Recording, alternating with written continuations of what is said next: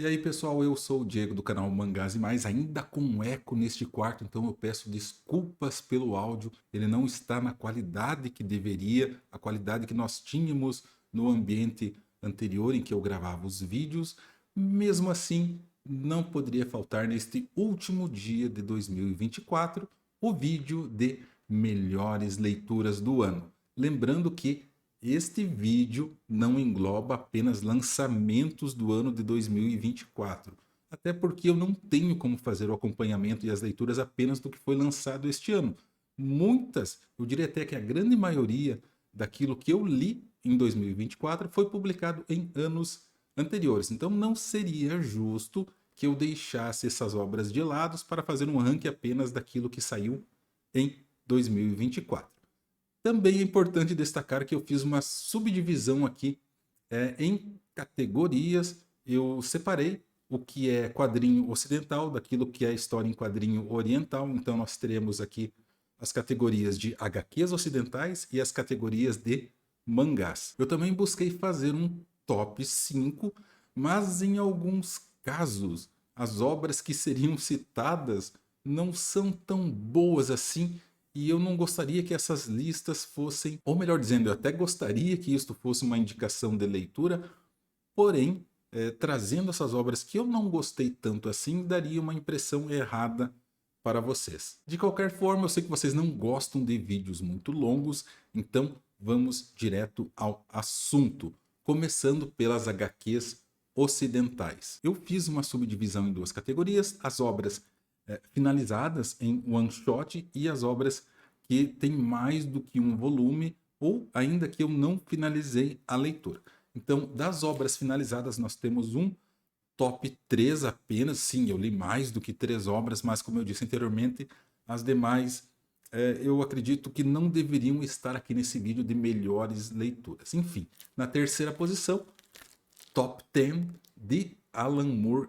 Que HQ fantástica. Eu já esperava que fosse algo bom, né? Pelo nome, pelo renome que o autor leva, apesar de ter lido Maxwell, o Gato Mágico, e são tirinhas, não é algo assim tão bom, tão profundo. É divertido você ler intercalando com outras obras, mas Top 10 é algo genial. Não é uma obra totalmente original. Outros autores já escreveram sobre o mesmo assunto, né? Mundos em que todos são super-heróis e como a sociedade tenta se organizar dentro deste contexto que é bastante bizarro, levando em consideração que a maioria dos quadrinhos trata como as pessoas sendo normais, né, como nós somos, e alguns indivíduos especiais com superpoderes. Aqui é diferente, as histórias eu dividiria essa obra aqui em duas partes.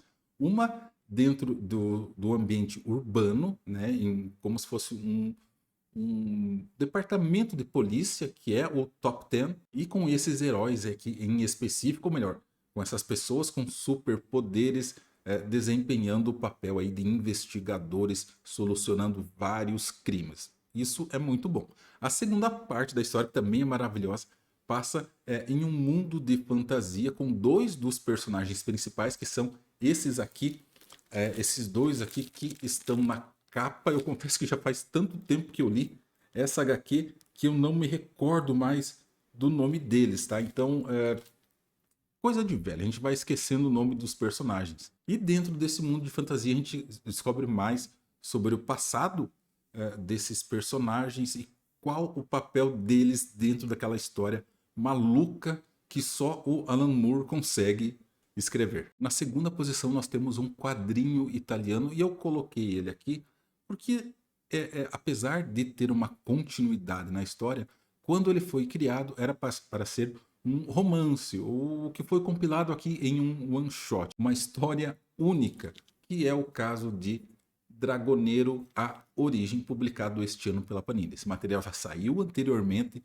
pela Mitos Editora e agora com um novo formato, né? Capa dura, um tamanho maior, todo colorido. Eu fiz a leitura deste material e só comprovou que Dragoneiro é de fato uma das melhores HQs que eu tenho acompanhado. Novamente, deixei aqui separado, né?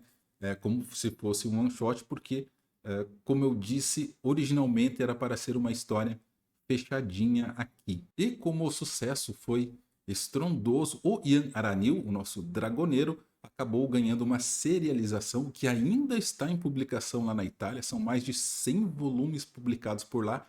A Mitos Editora tem trazido ao Brasil essa série mensal, que foi publicada mensalmente, que é publicada, melhor dizendo, mensalmente lá na Itália. E aqui nós estamos no volume 25, já com pré-venda saindo para o volume 26, salvo engano, já no mês de janeiro de 2025. Recomendo demais para quem gosta de alta fantasia. Não estou dizendo, atenção, é o pessoal que gosta de me criticar aqui pelas coisas que eu falo. Não estou dizendo que é tão bom, tão profundo quanto as obras do Tolkien, tá? Mas tem muitas semelhanças. Dragoneiro bebeu da fonte do Tolkien, bebeu também do R.R. Martin, né? A Guerra dos Tronos. Então tem uma mistura desses elementos que construíram este mundo fantástico de fantasia que é Erondar. E na primeira posição dessa categoria aqui de obras finalizadas, né? Em apenas um volume, um one shot, eu tenho aqui uma surpresa. A bomba, surpresa para mim, tá? Essa obra foi lançada pela Pipoca Nanquim já tem alguns anos. Eu fiz a compra no ano passado, em 2023, mas só agora, no mês de dezembro, é que eu terminei, que eu fiz a leitura, né? E obviamente terminei de ler essa história fantástica que eu entendi como sendo um complemento ao filme Oppenheimer. Quem assistiu aí faz pouco tempo também, não fazem tantos anos assim que saiu, agora me fugiu a memória se foi 2022, 2023, enfim, conta a história, a guerra, né, a busca pela bomba atômica durante a Segunda Guerra Mundial, mostra a visão de norte-americanos, ingleses, alemães e japoneses em busca disso que serviria em um primeiro momento como aquilo que definiria a guerra. Entretanto, como nós já sabemos, a guerra já estava definida, os vencedores já estavam definidos quando ela foi utilizada em Hiroshima e Nagasaki, no Japão, e isso traz alguns sentimentos conflitantes a nós leitores, nos traz a refletir sobre a utilização desse tipo de armamento e também tem o outro lado, né? Como que esta criação, de certa forma, também ajudou a evitar que muitas outras guerras acontecessem. Enfim, é um assunto bastante complicado, não quero entrar em detalhes, então vamos para a próxima categoria do vídeo de melhores leituras de 2024. Lembrando que eu pretendo fazer um vídeo de review de A Bomba, falando mais profundamente, com mais detalhes sobre a obra. Bom, como eu já falei antes de Dragoneiro, eu pretendia colocar aqui dentro do top 5 a série mensal de Dragoneiro, mas deixarei de lado para que a obra não se torne repetitiva, até porque existe uma outra obra aqui que eu poderia ter feito a classificação em ambas e eu decidi colocar apenas em uma das categorias que seriam das obras em andamento. Não significa que já não tenham sido publicadas alguma vez aqui no Brasil, mas eu ainda não fiz toda a coleção. Enfim, na quarta posição nós temos... Incrível, eu mudei aqui o quarto e o terceiro lugar. Na quarta posição, outra obra que eu imaginava que fosse boa, porque é também um quadrinho italiano, é também da Bonelli, e é lançado pela editora 85. Eu li apenas o volume 1 e eu já me apaixonei, já estou em busca de todos os volumes que foram publicados aqui no Brasil, e por enquanto vai até o 11. Eu estou falando de Dhampir, o nosso Blade dos Balcãs. É uma história muito bacana que envolve, né, contém elementos aí de terror sobrenatural, mas aparentemente são coisas mais pé no chão, não é algo assim tão fantasioso. São 4 histórias, ou seja, esses volumes, esse volume aqui que a editora 85 lançou contém 4 volumes da série original que foi e continua sendo publicada lá na Itália. No caso que das histórias são O Filho do Vampiro, que conta a história do Dhampir, né? Dhampir, para quem não sabe, é um híbrido entre humanos e vampiros. No caso aqui, a mãe dele era uma humana e o pai dele é um vampiro. E ele não entende isso muito bem no começo, ele sofre um preconceito e depois ele é chamado ao dever e caberá a ele aqui decidir se ele prefere usar os dons que ele possui para o bem ou para o mal, né? É livre a escolha dele e nós já entendemos aqui nessas 4 primeiras histórias qual foi a escolha dele. Então, além de O Filho do Vampiro, que é a primeira história, nós temos A Estirpe da Noite, Fantasmas de Areia, que é uma história bem de horror mesmo, sabe? Mexe com o sobrenatural. E Noturno Vermelho, que é a última história.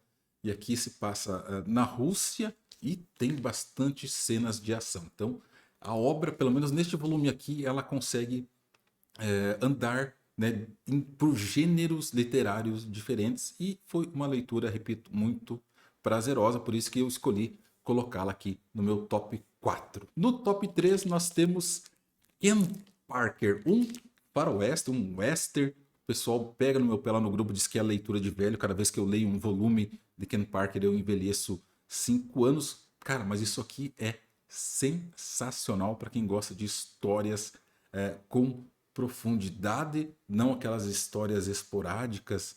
Isto aqui é sensacional. Eu recomendo para você que gosta de mangás, tem um foco maior em mangás e quer talvez diversificar a sua leitura, como eu tenho feito, procura saber sobre Ken Parker.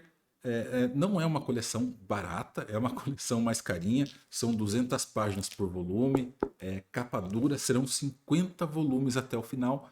Alguns estão indisponíveis no momento, né? Se esgotaram, é verdade, mas a Mitos já reimprimiu, por exemplo, o volume 6. Então a tendência, nós acreditamos, é que os volumes que estão em falta sejam repostos o mais breve possível. Neste volume aqui nós temos 2 histórias. Eu peguei o último volume que eu li para exemplificar. Inclusive eu li hoje, na data que eu gravo esse vídeo, dia 30 de dezembro, com 2 histórias. Lili e o Caçador. E a Lili é essa cachorrinha aqui que está na capa. E Pele Vermelha.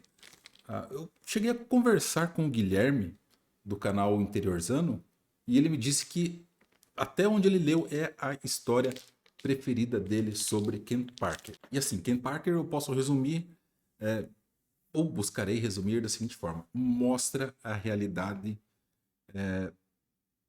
que nós imaginamos que de fato existiu durante a conquista do Oeste. Então tem muitos conflitos aqui, principalmente com as tribos nativas norte-americanas, e algumas cenas são, é verdade, um pouco mais viscerais. Então esteja preparado se você quiser ler Ken Parker, porque não é uma coisa leve não. Na segunda posição, tenho aqui The Walking Dead, peguei o voluminho 1 só para mostrar para vocês. Sim, a Panini está reimprimida, essa obra já foi finalizada, mas é a primeira vez que eu tenho a oportunidade de ler The Walking Dead do volume 1 até o último volume, até o final da história, coisa que eu não tive a oportunidade quando esta obra, por exemplo, era publicada pela HQM. Bom, dispensa apresentações. Se você nunca ouviu falar de The Walking Dead, então você é mais cavernoso do que eu.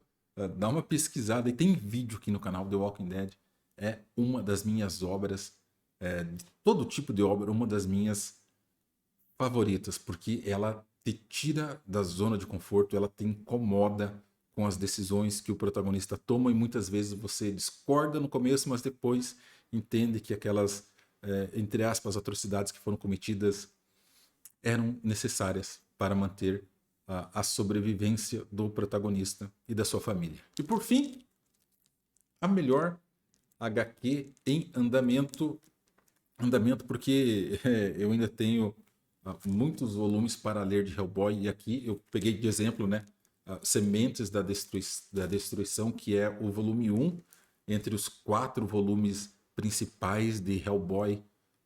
Cara, isso aqui é sensacional. Eu agradeço muito ao Barba lá do canal Barba pelas Barbas de Odin, porque de certa forma foi ele quem me influenciou ao assistir os vídeos dele a começar a ler Hellboy. Eu nem comecei pela história principal, comecei por alguns ônibus aí do BPDP e histórias curtas, e mesmo sendo histórias, digamos assim, mais descoladas, né, sem ligação ou sem tanta ligação uma com a outra, eu gostei, eu me apaixonei por Hellboy.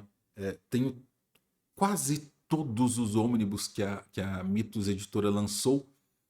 Falta um, que se chama Universo Hellboy, e ainda faltam dois que a Mitos não lançou, que são os volumes 5 e 6 de Inferno na Terra.